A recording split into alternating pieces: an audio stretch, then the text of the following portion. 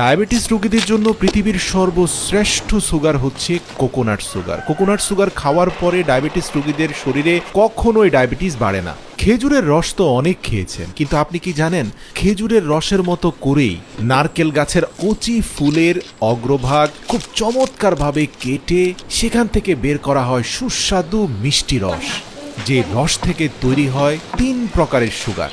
একটা হচ্ছে নারকেলের গুড়, আরেকটা হচ্ছে নারকেলের চিনি এবং নারকেলের সিরাপ। থাইল্যান্ডে সাধারণত ছোট নারকেল গাছগুলোর অগ্রভাগ দিয়ে যে ফুল বের হয়, ঠিক ওই ফুলেরই অগ্রভাগটা কেটে ফেলে।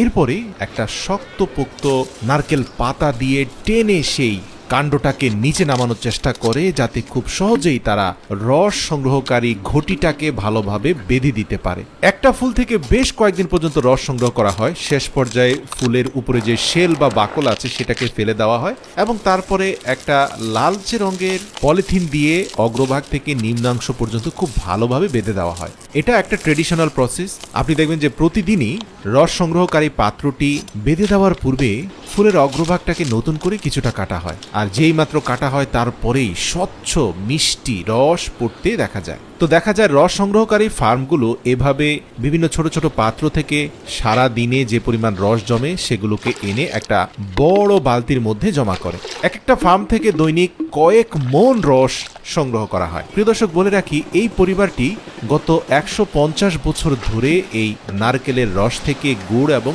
সিরাপ তৈরি করে আসছে। এটা তাদের পারিবারিক ঐতিহ্য। তো শুরুতেই এনে একটা ছাঁকনির সাহায্যে ফিল্টারিং করা হয়, কারণ আপনারা জানেন যে নারকেল গাছের উপরে বিভিন্ন পাতা বা ছোট ছোট নারকেলের ফুল এই রসের সাথে মিশে যেতে পারে, তাই এগুলোকে শুরুতেই ফিল্টারিং করাটা খুব গুরুত্বপূর্ণ। ফিল্টারিং করার পরে শুরু হয় উত্তপ্ত আগুনে এগুলোকে জাল দেওয়া। প্রিয় দর্শক, এই জাল দেওয়ার প্রক্রিয়াটা তারা ধারাবাহিকভাবে 3টি পাতিলে করে, কখনো এই পাতিল থেকে সেই পাতিলে ট্রান্সফার করে এবং উচ্চ তাপে সেগুলোকে জাল করতে থাকে। যখন জাল প্রক্রিয়া চলতে থাকে তখন তার উপরে বাঁশের কঞ্চি দিয়ে নির্মিত এক ধরনের ন্যাচারাল ঝাঁপি উপরে দেওয়া হয়, যাতে অধিক উত্তাপে ফেনা বেরোতে থাকা গুড়গুলো ডানে বামে পড়ে না যায়। এই বাঁশের ঝাঁপি নারকেলের রসের ফেনাকে নিয়ন্ত্রণ করে। দীর্ঘ 20 থেকে 25 ঘন্টা পর্যন্ত জাল দেওয়ার পরে অনেকটা খেজুরের গুড়ের আদলেই আমরা দেখতে পাই যে একেবারে গাঢ় থকথকে নারকেলের গুড় প্রস্তুত হয়ে যায়। তো এগুলোকে একটা ট্রেডিশনাল গ্রাইন্ডারের মাধ্যমে কিছুটা ফোমি শেপে নিয়ে আসার চেষ্টা করা হয়। অধিক ঘূর্ণয়নের ফলে গুড়গুলো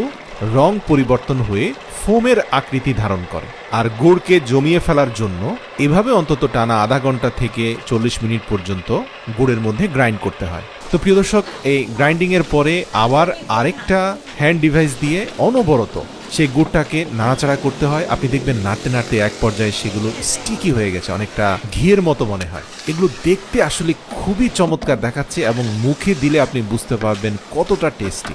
নারকেলের একটা সুঘ্রাণ আছে, সাথে রয়েছে তীব্র মিষ্ট স্বাদ। তো এই ন্যাচারাল নারকেলের গুড়টাকে একটা বড় ড্রামের মধ্যে নিয়ে সেখান থেকে নির্দিষ্ট ওজনের ভিত্তিতে পলিথিনের মধ্যে ওজন দেওয়া হয়। প্রতিটি পলিথিনে 1 কেজি পরিমাণে গুড় ঢালা হয়। আপনারা দেখতে পাবেন যে এগুলো ঠান্ডা হওয়া পর্যন্ত অপেক্ষা করা হয়, আর ঠান্ডা হওয়ার পরে মালাইগুলো অনেকটা খেজুরের গুড়ের মালাইয়ের মতো মনে হয়, তবে খেজুরের গুড়ের মালাইয়ের রং আরেকটু গাঢ় লালচে হয়, এগুলো একটু হালকা সাদা রঙের। তবে আপনি যদি আশপাশ দিয়ে হাঁটেন তাহলে এর মন মাতানো ঘ্রাণ আপনাকে মুগ্ধ করবে। পারিবারিকভাবে 150 বছর ধরে তৈরি করতে থাকা এই গুড় থাইল্যান্ডের বিভিন্ন অঞ্চলে সাপ্লাই করা হয়, তবে চাহিদা অত্যাধিক বেশি থাকায় মানুষজন এই পরিবারের কাছ থেকে এসে এসে গুড় সংগ্রহ করে নিয়ে যায়। তো প্রিয় দর্শক, কখনো থাইল্যান্ড ঘুরতে গেলে এরকম এক টুকরো গুড় মুখে নিয়ে টেস্ট করতে পারেন, আপনি নিজেই অনুভব করবেন এটা কতটা স্বাদের।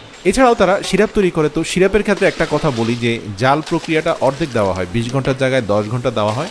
যথেষ্ট পরিমাণ পানি থাকাকালীন সময়ে এই সিরাপগুলোকে আলাদা একটা পাত্রে নিয়ে এগুলোর গুণাগুণ পরীক্ষা করে সেগুলোকে বোতলজাতকরণ করা হয়।